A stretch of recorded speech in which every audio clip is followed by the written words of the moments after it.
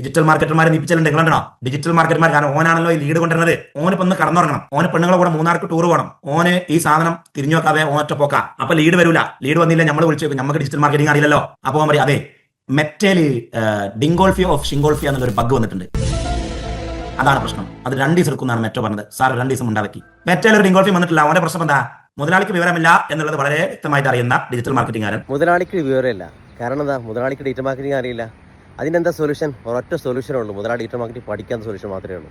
നമ്മുടെ പ്രൊഡക്റ്റിൻ്റെ അല്ലെങ്കിൽ നമ്മുടെ സർവീസിൻ്റെ ഡിജിറ്റൽ മാർക്കറ്റിംഗ് സ്ട്രാറ്റജി അതൊരു എക്സ്പെർട്ടായ ഡിജിറ്റൽ മാർക്കറ്റർ തീരുമാനിച്ചോട്ടെ. പക്ഷേ അത് ഇവാലുവേറ്റ് ചെയ്യുന്ന ആരായിരിക്കണം? നമ്മൾ ബിസിനസ് ഓണേഴ്സ് ആയിരിക്കണം അത് ഇവാലുവേറ്റ് ചെയ്യുന്നത്. അതിനെന്ത് വേണം?